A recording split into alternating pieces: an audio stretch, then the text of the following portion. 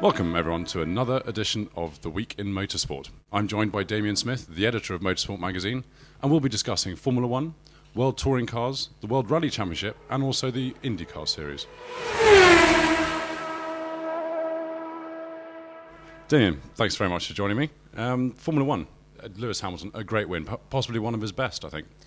Yeah, I think he said it was up there with Silverstone and Monaco as one of his three best wins. There's nothing like seeing a driver coming through a pack to win a race. We don't see it very often in dry races these days. You know, he had to pass four cars in the closing stages to win this Grand Prix on track. On merit, obviously, with all the strategy playing out the way it did, and the various artifices that we'll talk about in a second. But the fact is that Lewis did it. He drove superbly. I think his pass on his teammate Jensen Button into turn one was the move of the race. Martin Whitmarsh must have had his heart in his hands there. Heart in his hands. well, heart in his mouth. Yeah, heart in his mouth. Yeah. Whatever you're supposed to say. But I mean, he would have been panicking. Surely, I mean, yes, that was close to an accident. Yeah, it's great that McLaren let their drivers race, and there's no team orders between Jensen and Lewis.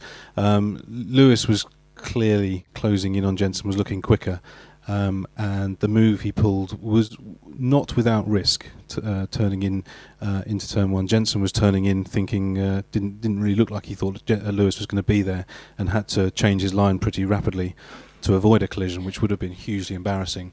But I think credit to both drivers. I think they know they can trust each other going into those situations, and it was a great move. Yeah, hats off to McLaren for letting them race. I mean, a lot of other teams wouldn't have done that. No, we've seen in the past teams, Ferrari, for example, you wouldn't really see that happen between Fernando Alonso and Felipe Massa. There'd be a call on the radio. So, but Lewis was the faster driver at that stage in the race, and he made it stick. I mean, we've had quite a lot of comments on the website on your Grand Prix report about the nature of the racing now, and the fact that there's Mark Webber, who qualified 18th, managed to make it all the way through the field to finish on the podium. It was a great drive. Can't take that away from him, but does that make qualifying a little bit redundant now? It does, yeah. I mean, this whole thing about the artificial nature of Formula One this year, I'm trying to get my head around it. This is the morning after the race, and we're closing the magazine. I'm trying to write an editorial at the moment and trying to work out exactly what I think about this. It's interesting with the website seeing the reaction of readers to what they've seen, and the overall feeling seems to be great race, great entertainment, but it is artificial. It is created racing, and that doesn't sit comfortably with us real enthusiasts, I guess. It's great for a TV audience. I think we're going to be in for a fantastically exciting year, but the fact is, with the DRS wings, with KERS, with tyres that have built with flaws in them to create racing. You wonder what you're seeing. Is it real? Is it real motor racing, or is it a contrived form of entertainment? I don't know. Yeah. I mean, we've actually had a comment here. I'll read it out. This is from someone called DS, not Damien Smith. I don't think, unless you've been commenting on your own story. No. Rob Willows does that. Yeah, okay. Anyway, he says on the Motorsport website, as a purist, I squirm at the artificial nature of all these gimmicks. As a motor racer and a fan, wow. I mean, that's a pretty good summary of what the racing's like, surely. Yes, I mean, I've been reading Nigel Roebuck's latest reflections, which are running in the next issue of the magazine. He's summed it up beautifully, as always. It does leave a little bit of a something to be desired. The fact that it is contrived and that it is, we're adding variables into the sport and not letting them develop naturally. Now, you could say there's never anything natural about Formula One. There's always an element of it being contrived, which is true to an extent. But I just think, really, this year, with the tyres being the way they are, we don't actually need that rear wing with the DRS system on it. It doesn't need to be there. I think there'd be enough variables in the racing already without adding that extra element in. That's the thing that Nigel has the biggest problem with, and I think a lot of our readers would probably feel the same way. That that's the thing that's the most contrived element of the sport this year. And looking ahead to the European season, I'm going to ask for a little bit of guesswork. Well, not guesswork, I'm sure, since being the editor of Motorsport, you never guess. Deep analysis, yeah, surely. Deep analysis. I mean, looking ahead, Red Bull still have a clear speed advantage, and I suggest they're going to be carrying that into the European season. Yes, they're definitely the team with the quickest car. interestingly, what we saw yesterday was the fastest car not winning the Grand Prix, that a team working the best strategy out and a driver on top of his game winning the race. And that's good news in terms of what to expect from the European season. Even if Red Bull do go into the season, into the European season with an advantage, it doesn't necessarily mean they're going to win every race, which has got to be good.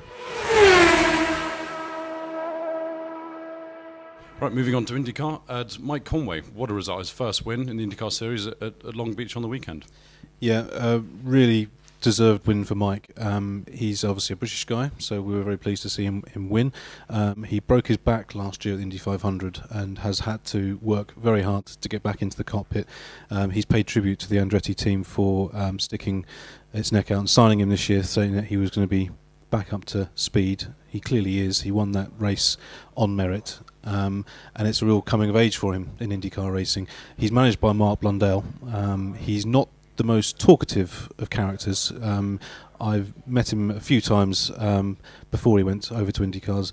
Difficult guy to talk to. Yeah, I mean, you don't hear much about him in the British press. I know he's an American. That's sort of the nature of the game. I think when British drivers go over to America, they sometimes get forgotten. But he's obviously found his feet there, and he's doing very, very well. He is, yeah. He was a real star in Formula 3 and won the title over here and won the Macau Grand Prix and made it GP2 and had all the elements in place to become a Formula 1 driver. Like many, he fell off the radar thanks to basically budget. But he's picked himself up and really made a name for himself in America, and it's good to see. He's I guess he's following the Dario Franchitti route now of establishing himself over there. Unlike Dario, he isn't the big character that you know and doesn't talk about the sport as well as Dario does, as we've seen on our audio podcast. But he's a great young driver, and he's fully deserving of his opportunity, and we wish him all the best. Right, moving over to the World Rally Championship. Well, first of all, amazing that the Jordan Rally actually went ahead after all the delays with the shipments and everything like that. But big news is Ogier wins 2 in a row, and Loeb wasn't really in there with a shout. No, we had a very exciting shootout on the final stage, and for Ogier to win by 0.2 of a second from Latvala, a tremendous finish to the rally, the closest ever finish in the World Rally Championship. And Loeb was third, 27 seconds behind. So the great man has some work to do this year if he's going to get was it 8th title, would it be this year if he won this year? But the way it's going at the moment, he's got another Sebastian in the team who's at least the equal of him. So it's kind of competitive injection into the sport it was desperately crying out for. Yeah, I mean, but looking at that, how close that finish was. I mean, this is great stuff for the championship because things have been looking better over the last 12 months in terms of the future of it, and finishes like that can only do it good. Absolutely, yeah. There's more manufacturer interest coming into rallying, which is good. Interested to see how the Mini gets on when it finally makes its debut in the series later in the year.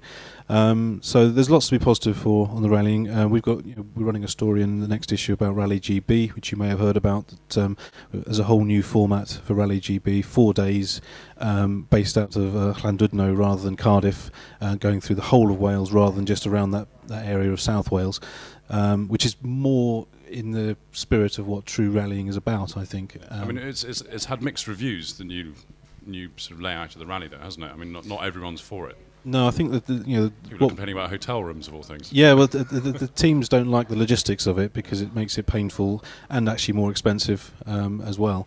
But I think the thing for me about rallying is it's an adventure and the sense of adventure, and I think that's been eroded during this TV era of the sport. And if it goes a little bit back to its roots, that's no bad thing. Finally, if British touring cars, if you think Lewis Hamilton's pit crew did a good job getting his car to the grid on Sunday, I mean, you should have seen Jason Plato's crew. What an effort from those guys. Yeah, Jason barrel rolled out of race 2, and he was in his civvies looking to go home, and the crew knuckled down, and somehow, I don't know how, they got that car ready for the third and final race of the day.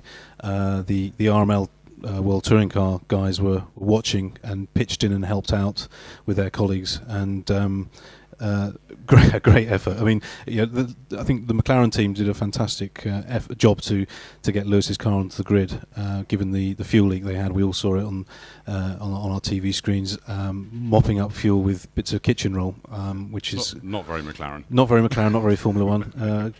Quite heartening to see in a way that they have to get Even their hands dirty. Absolutely, yeah. But yeah, that touring car effort from the RML boys, fantastic. Yeah, and another fascinating weekend in the British touring cars. I think lots of close racing, and the manufacturers were all in there as well. Yeah, a bit too close at times, but that's often the case with the BTCC. I can tell you all about that after my weekend. Yeah, that will come in a future issue of the magazine. Ed's excitements at Brands Hatch yesterday in a club race. We'll leave that for another occasion, but just to say your neck saw another part of your anatomy. We won't go into details. We won't. Yeah. No, let's leave that, shall we? Yeah. And finally, probably the most important story over the last week to come out is we're going to go back to go-karting, actually. And 2 rising stars have been taken to the go-kart track for the first time in the shape of the editor's children. How's pre-season testing going? Yes, they're 8 and 6, so it was their first taste of karting. Took them down to Buckmore Park a couple of weekends ago, and they've got the bug, but I'm hoping it's just a fad, because it'll be too expensive to. Basically, I'll be working until I'm 90 if they want to take it up seriously. Let's hope they don't. Well, Damien, thank you very, very much for joining me, and we'll be back next week with another edition of The Week in Motorsport. I've been Ed Foster. We've been Motorsport Magazine. Thank you very much for watching.